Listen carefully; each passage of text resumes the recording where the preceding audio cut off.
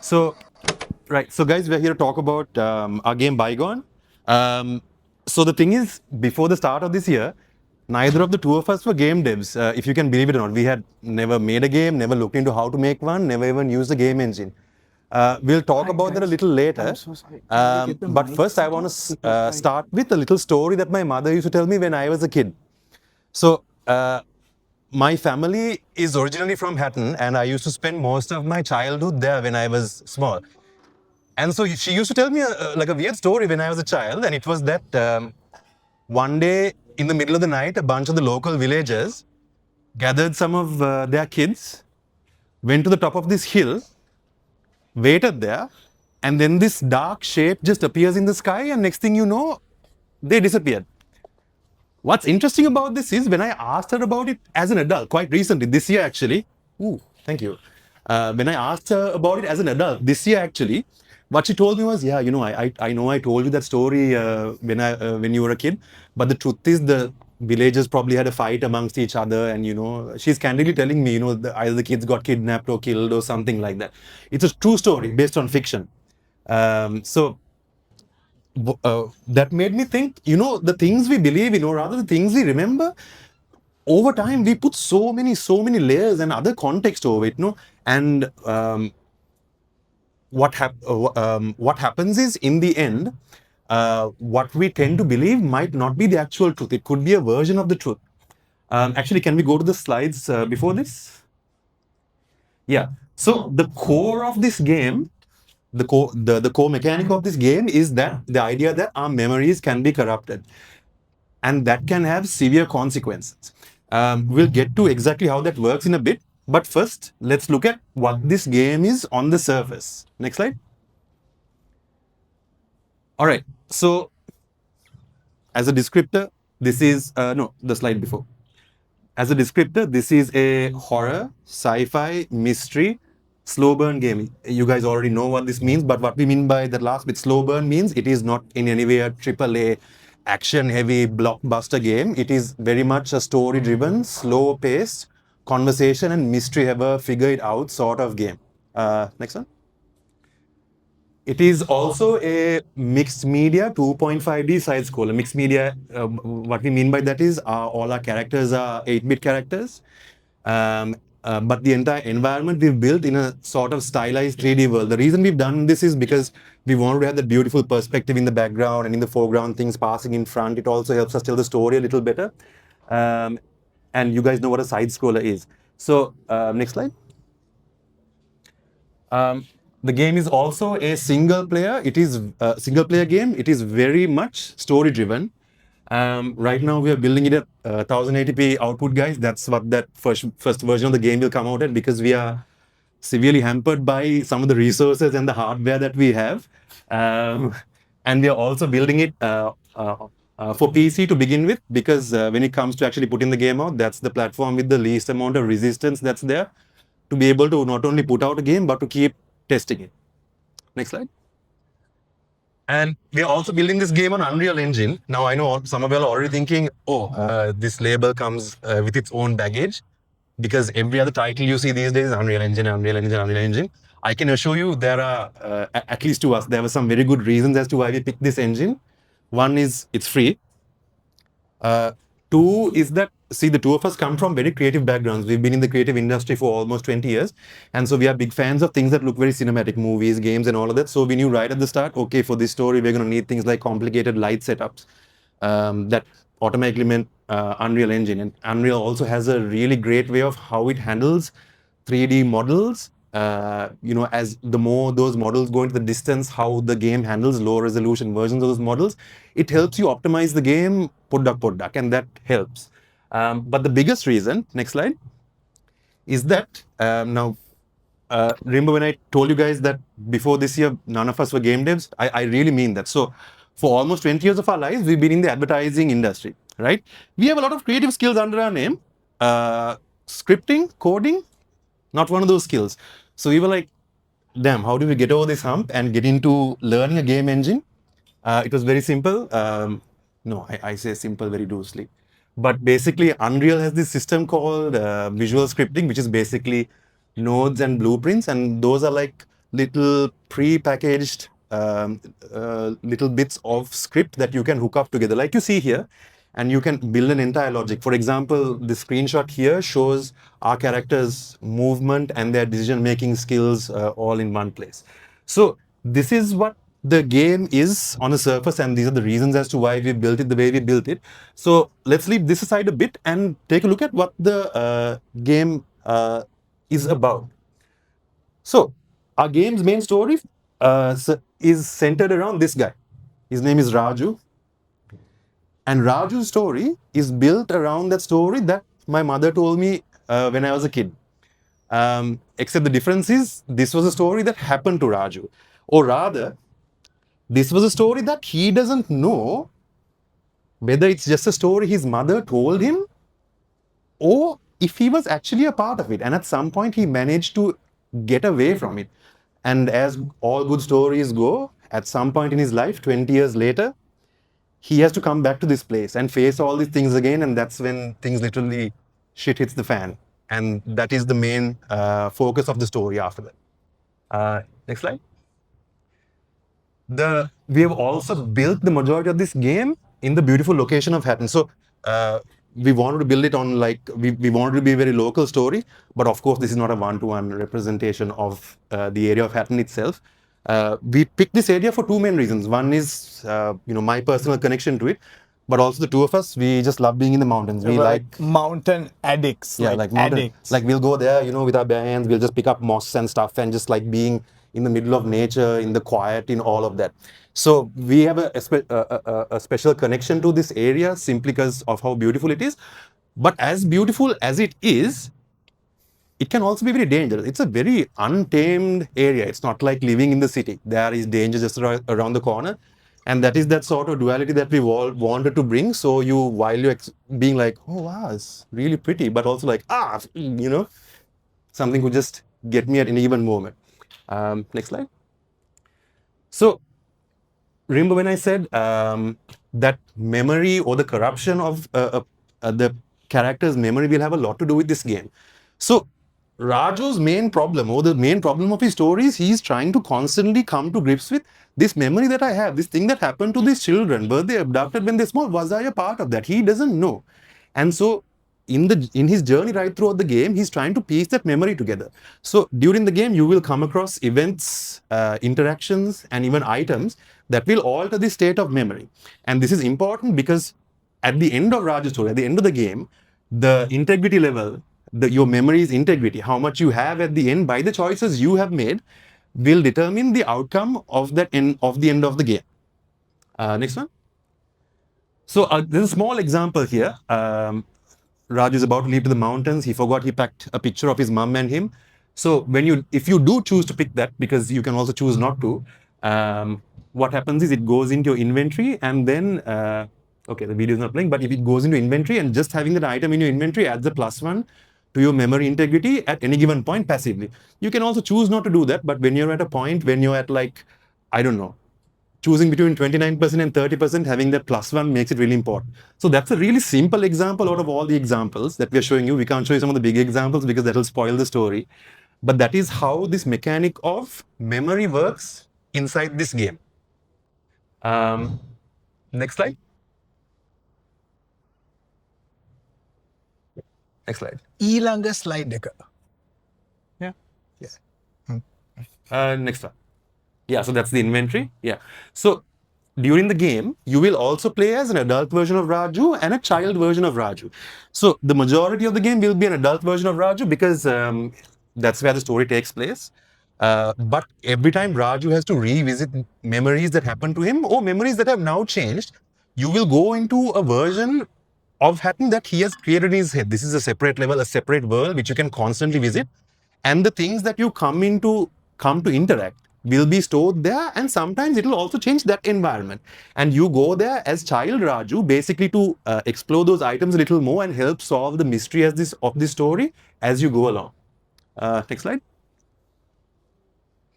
Okay, so that's the story of the game on a surface level. We'll get back to the game and its nitty-gritties in a bit, but I first want to talk about us, HolyCreatures, for a little bit.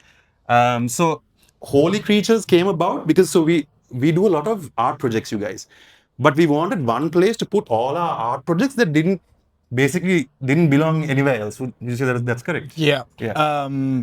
So there's a lot of like abstract horror media that me and Romel particularly. Yeah.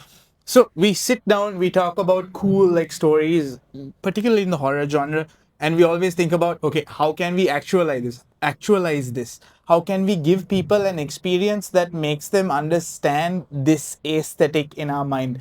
And Romel in particular actually just went full board with it. Even when it came to making this game, working on Unreal Engine, he got obsessed with it. Like there are people who build games, and then there is Romel who learned how to build games in like 4 days, like 4 5 days of like 24 hours. Not 24 hours. 2 weeks. 2 weeks, 2 weeks, 2 weeks, 2 weeks, right? But like every time I looked at him, he was just sitting down, figuring out the nodes. How do I do this? And it was all to express this story that he had in his head, which was like really cool. But that is in spirit the essence of Holy Creatures.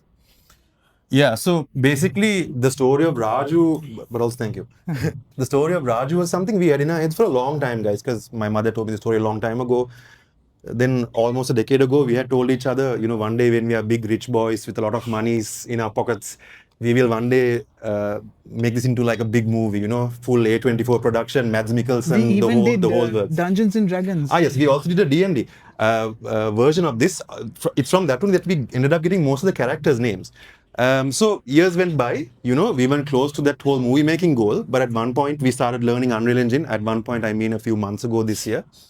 And we made a few small games here and there, but we were like, shall we just revisit this story? Shall we make this into like a big narrative and see how we can actually build a game out of this? And that is basically how this came about.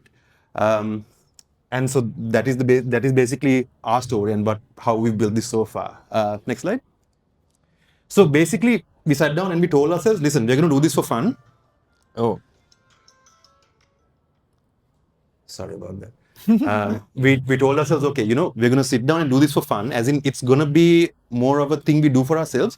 But that doesn't mean we can't give it purpose. So let's sit down, give ourselves a year, roughly from this April, that's when we started, till around next April to June. Let's try and put out a demo. Let's give this some purpose. We'll work towards it. Let's see how much we can do with this. And that's how we came about this. Yeah.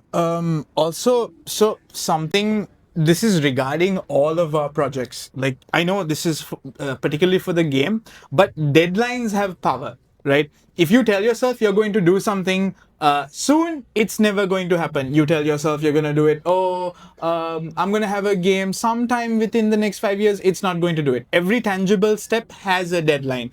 2 weeks from now, I will have these assets ready. I will have these tracks ready by a month from now. You have all of that stuff down on paper, and you have something tangible that you can kind of hold yourself accountable for. Because something that creativity is great, but it also has this tendency to kind of veer off as soon as you don't have the emotional capacity for it. So Romel actually kept himself like on track constantly by reminding himself of this deadline that he had in his head. Yeah, you can continue. Yeah. Next slide. Actually. Okay, so let's look at. I'm going to show you guys these things for a reason. So please bear with me. So I'm going to show you some of the work we put into this, right? So we began with now understand once again, we had no idea how to do any of this, right? We started with building sprites, and if any of you guys, I'm pretty sure some of you guys are game devs or aspiring game devs, and you build sprites at some point in your life, dear Lord, it's a nightmare. It's a nightmare. It's not a nightmare about doing that base art or anything. It's just doing frame by frame, doing all that Photoshop work, making sure it aligns properly. But after a while, you get into it, and also that helps you realize a bit about the character. And it's not just the main characters. Next slide. We also put a lot of work into building NPCs. Sure, some of these are things we just put on Photoshop and adjusted the hue saturation slider. But there is a reason as to why we build so many NPCs is because, we love a lot of games where the world seems alive simply because of the NPCs. For example, games like Red Dead, right? It's not about the great graphics or Arthur's tragic story or anything like that. It's about how alive that world seems just because everyone going about their business in the background, just doing their thing. So we wanted that for ourselves. We wanted this to seem very fleshed out, and so we even went through the trouble of building and animating most of these characters. And also, some of these NPCs are crucial to the story, as they will help you figure out your quests, figure out, give clues as to where to go next, etc., and things like that. Next slide. Another thing I'm really proud of is we actually did on-site research. We had a couple of trips into the mountains. We took so many reference videos. That is Gadisha right there in the car, just videoing everything. We wanted to see how things would look on a flat plane as we passed by. That is why we mainly took things from a car. We wanted to see how does the fog fall, how do the trees look, how do the mountains look at certain points of time. Of course, we're not building it to be like 100% real. We want to romanticize it a bit also. But I think we've done a pretty good job. Next slide.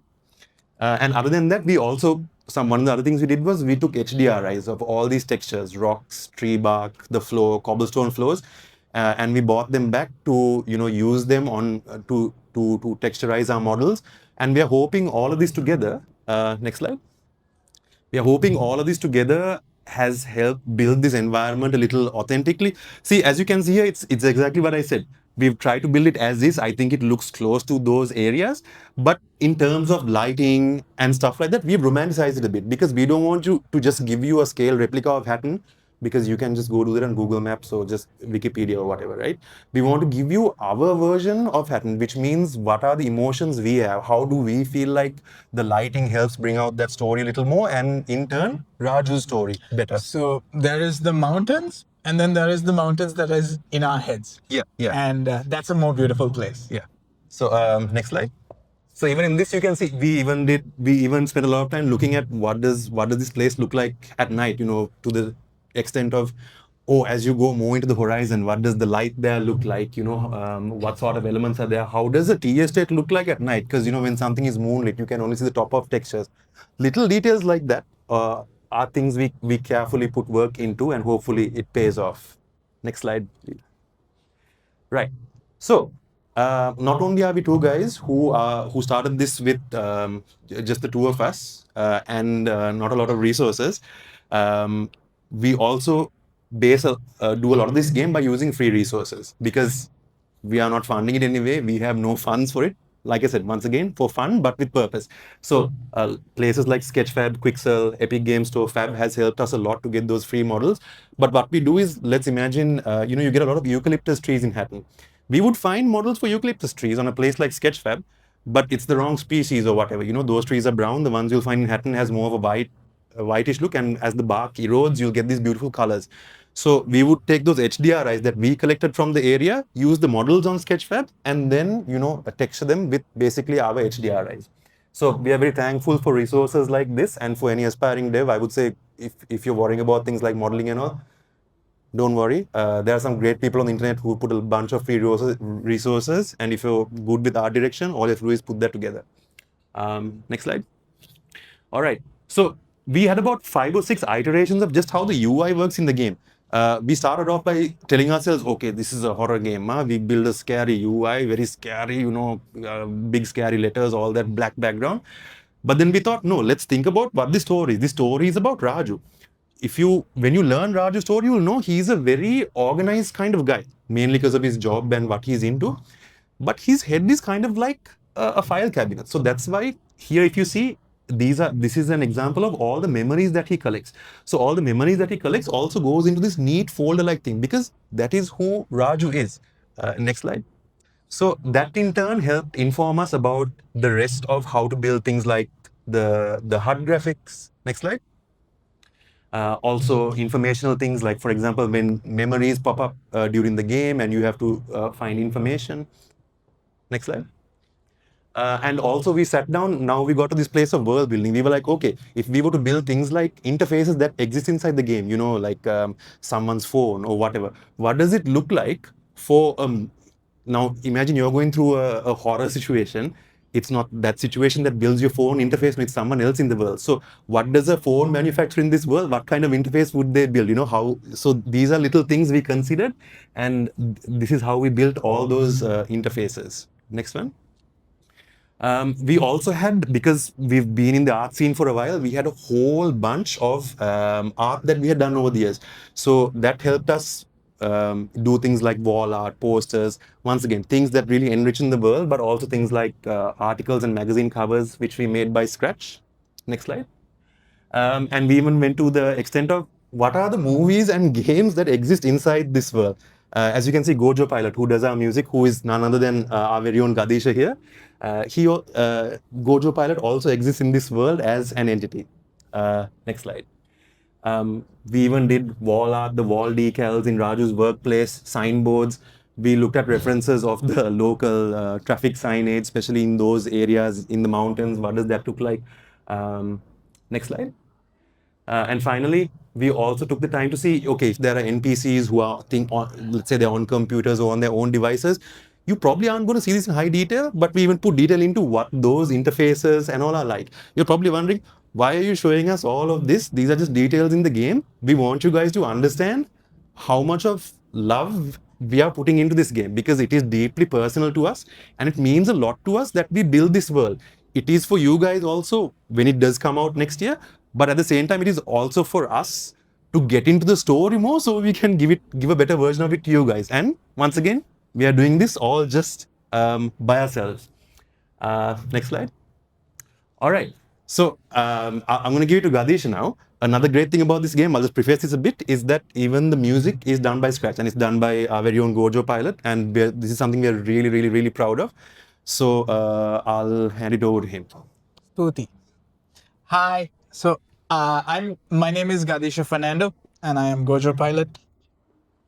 When Romel initially set out to make this game, we were working on a lot of creative stuff, right? Like, it's not just games. We work on advertising stuff as well. We have our agency. And then Romel, in the middle of it, decided, okay, you know what? I'm just going to commit all of my time and make a cool video game. And I was like, okay, you know what? Cool. And he asked me, without knowing how. Without knowing how, right? He learned all the tools, like, in a couple of days, in 2 weeks, 3 weeks, he had like a baseline for it. And he asked me, hey, can you make the music for it? So we sat down and we thought about intent.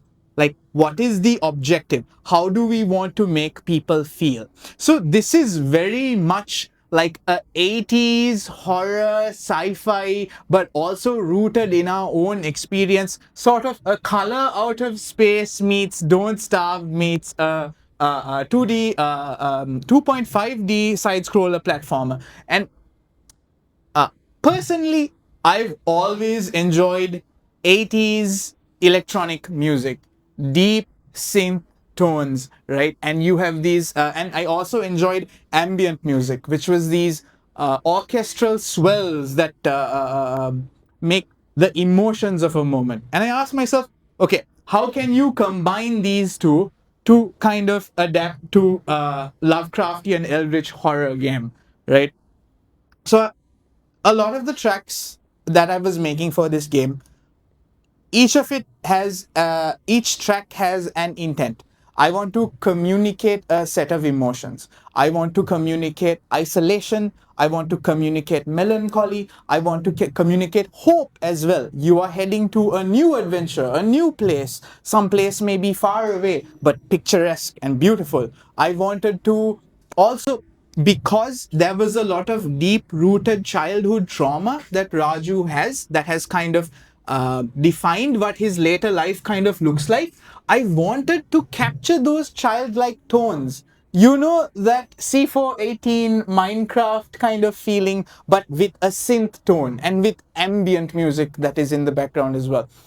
Keeping it minimal also. Keeping it minimal as well. I wanted to inform the emotion of the moment more than I wanted to actually make the music like a centerpiece. It has to make you feel like you are going forward in the story and simultaneously in the shoes of the character. Next slide, please. And I think there is a track that needs. Yeah, you can play the track.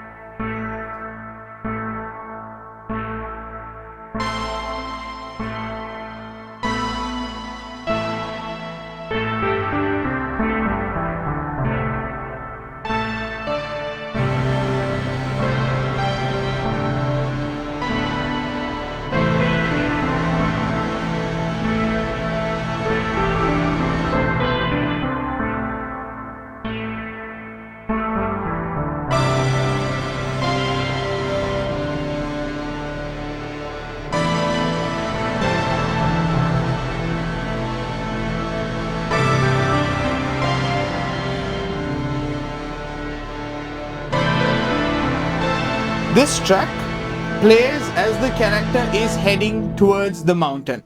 This is a track about I am leaving home behind.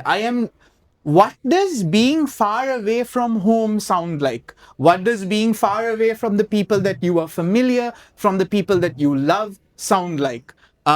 This track is him leaving the people he is familiar with and going to this place that is the root cause of his childhood trauma, something that has defined his adult life. So it is leaving home and going towards an old home that you left before. It's it's addressing the trauma as well as romanticizing the beauty of the moment. He has gone past that moment of a child who is scared into this person who is confident, strong, leads his team, creates these beautiful VFX for the VFX company that he works at, and is on the way to greater plateaus in the mountains. Eventually, you guys will see the story and you will see where he works at. You will see the kind of ecosystem that he is heading towards. And hopefully, at that point, you will understand that all of this, his entire story, is defined by the childhood, by that unresolved childhood trauma that he has left behind in his past. It's tragic, Podra. It's tragic. It's tragic. But it is also beautiful. Regardless of it being tragic, we always make it Yes, beautiful. of course. Always. Next slide, please. Okay, so we've had a lot of challenges in this game. One is literally learning how to do game logic, 3D modeling, but the biggest challenge we have, which we're having to this day, which we find new ways to face every day, is learning how to pace a story. See, most of our lives, we have done things like film and animation, right? And when you do that, the entire control of that story is on you, right? You are able to have a firm grasp of how someone's going to experience it. But in this, brother, it's a whole different situation, right? You constantly come across things like, okay, if the character just heads to their right instead of their left, you are now going to lose that entire emotional momentum you have building for the last 5 minutes. That is gone. Then there are things like, okay, crap. If the guy activates a sound bite that he is meant to hear, but goes to the next one before that previous one is over, then once again you're going to lose emotion and traction. So we are constantly coming up with we have to find new ways on how to foolproof it. And eventually when we test play it also, we'll find more problems, I'm sure, to foolproof this so that the player can still have that same emotional weight that we want them to have as the game progresses. So that's been our biggest challenge so far. Next slide. Okay, so once again, I know I'm going like a broken record saying, oh, just the two of us doing us, but I really want you to get an idea of just the tasks that we do between the two of us and how it is just the two of us. So when it comes to the game's direction, development, art direction, sound design, animation, and half of the writing, I do that myself. And Gadisha, obviously, as Gojo Pilot, does the music. He also does the screenplay and the other half of the writing. Eventually, and pretty soon, we also have to get an audio production person on board and a voice cast, which we'll tell you guys about in a little bit. Next slide. Right. So here we want to be completely transparent with you guys. We understand that the games industry, maybe not here, but worldwide in general, it's a little volatile. You know, everyone's trying to deceive you. Everyone's trying to pull a fast one under you. So we want to give a very transparent timeline of what we've done so far and where we are going. So all the stuff in yellow that you see here, that is the stuff we've completed. Luckily, it is more of the heavier stuff. The game levels itself, we still have a couple of more levels to do.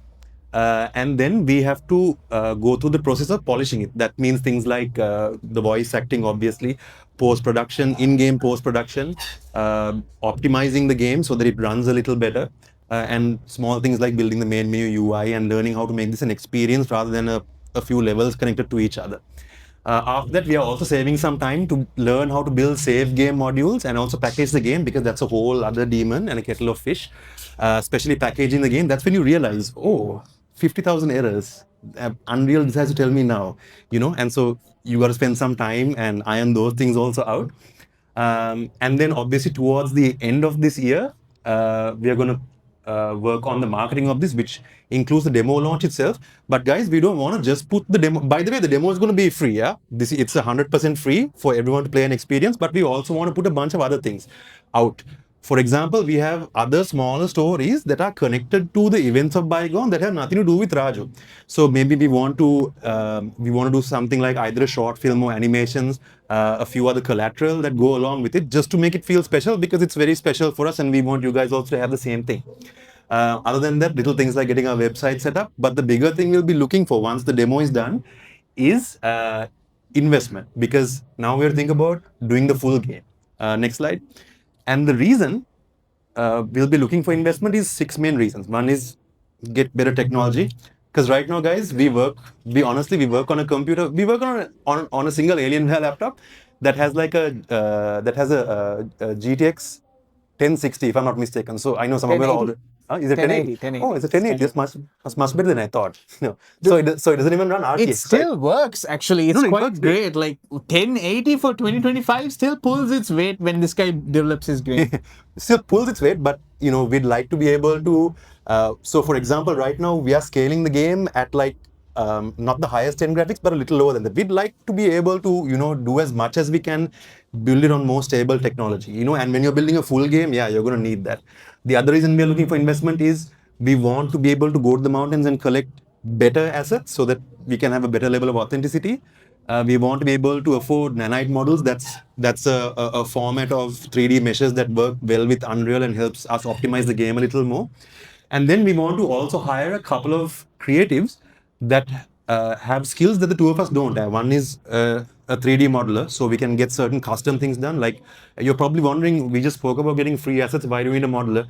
There are things like replicating a tea estate and all, for example, which we need a modeler for. And it would be always great to have our own modeler, and also have someone who is better at doing sprites than us.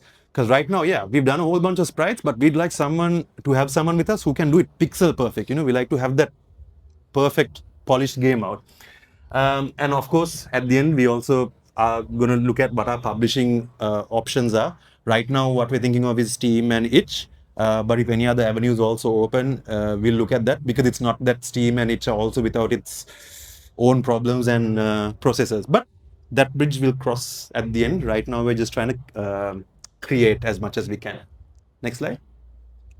Okay, so we have a bigger goal with this, guys, and this is more of a 5-year goal. So don't expect this anytime soon. So we very much love indie games, because the fact that indie games are popular is what gives us the courage to build a game like this instead of like a AAA game, right? So we are very much in love with indie games, and one day in 5 years we want to build a platform or at least a business model that helps raise more and more local independent games. I know there's a few. There's quite a few here at Comic-Con itself, which are just freaking awesome, right? But we want to try and give people more and more of a chance, hook them up with investors, things like that, and just build a platform where it becomes recognized. But that is more of a long-term plan. And that is something you can look forward to, maybe Comic-Con 50 at their 15th year or something. So yeah. Next slide. Okay, so we're coming towards the end of this. So this is the overview of the game. There are a few things that we need, actually just 3 main things that we want from you guys, and this will help us a lot. Next slide. So these are very simple. One is, please spread the word. This helps a lot. Go tell your friends, go tell your significant others, go tell anyone, even if your dog will listen at home, go tell him also. Although that might not do that, not be as helpful, but do it. Tell as many people as you can. And guys, there's a reason we're asking for this, not because we want to get famous, but by the time we come to when we need to find investors to build the full game, it helps that it is at least Shapeke known. People have been talking about it. The community knows about it in general. It helps because one of the first things they'll ask us is, oh, how do you know that this will work with people? It's like, oh, people have already checked this out. People know what it's about, and there's a general knowledge about this game, and that really helps for us to go out into the world and find investors on our own. Second thing we need, next slide, is also very simple. If you guys aren't following this page, please go do that now. This also helps a lot, having eyes on our Insta page. We will have a website soon, maybe towards the end of the year. But please go follow this and get everyone to also follow this. Because we are also going to put out interesting content. So after today, we are kind of going to go dark till about December, except on our Insta. We'll be putting out interesting stories about Raju, this thing we're building. It's going to be dev diary. So please follow us. But even if you don't, it helps to get eyes on. So please follow and tell people about it. Third one, the next slide, and this is our biggest one, is we are putting out a casting call. Now, actually, between the time of making this presentation and coming here, we have already fulfilled one of these roles, which is we've found a voice actor for Sam. Our good friend Lihini has offered to do Sam, and her voice is perfect for that. But guys, we are still looking for someone to fill the role of Raju, and we have specifics we want to fill with this, right? So for Raju, we are looking for an 18 to 35-year-old guy who is ethnically Tamil. Doesn't mean he has to be fully, but ethnically Tamil in some way. But also for all of this, we are looking for people who, let's take Raju, right? He has to have that vibe where, yeah, I know I grew up somewhere else, but the majority of my life has been in the city. So he's that kind of guy. So if you guys think one of you guys have the chops, or you know someone, talk to us after the panel. I mean, come and talk to us after the panel in general, but talk to us after the panel, or message us on our Instagram, or if you can find one of our Reddit threads, which we will also post on our socials, please message us there. This is very important because by December, we want to start on the voice recording, and we want to start with these two's voice recording because these two characters voices is what will set the tone for the whole game. So we want to start on this, wrap this up by December to early January, and so that's why we're putting out a casting call now. So that'll be really helpful. Those three things, if you guys can do, will be great for us. Next slide. Okay, so that wraps the whole thing up. Thank you from the bottom of our hearts for coming and listening. I wish we had a whole bunch of stuff to give you. We'll definitely give you a whole bunch of stuff at the demo launch. But right now, as a simple thank you for just coming in and taking the time to listen to us today, please follow the QR. There's a whole bunch of cool wallpapers that we made from the game. At least we think they're really cool. Go download them. There is for desktop and mobile also. If you don't want to do that now, we'll put the link up on socials. Go check it out. So there's a whole bunch of digital goodies there. We are also thinking of doing something maybe in the mountains to get you guys to go up in there. But Demo time. any demo time, you guys will get the word about that. But thank you so much for your turnout. Like seeing all of you here, interested in the game, interested in projects in Sri Lanka, it's very inspiring. Something that we wanted to say, I think this is regarding any talent that wants to be involved around Bygone or any of HolyCreatures projects down in the future. I forgot to mention, yes, right? Yes. What we are after, our objective is polish. So if you look at a lot of Sri Lankan projects, they are great, but they lack that final polish to take them to a global stage. We want to help creatives in Sri Lanka, animators, even if they're voice actors, whoever that is, we want to take them to that level. So if you think you've got the gumption to do it, then we're the people to help You'll you. be helping yourself, but you'll be helping us out also Along the way. a lot. So yeah. So thank you guys. Please go yourself a bunch of wallpapers. And with that, we've been HolyCreatures. Next slide. Thank you for coming today. Yes, thank you so much. Next. Next, can we have the next slide and we close?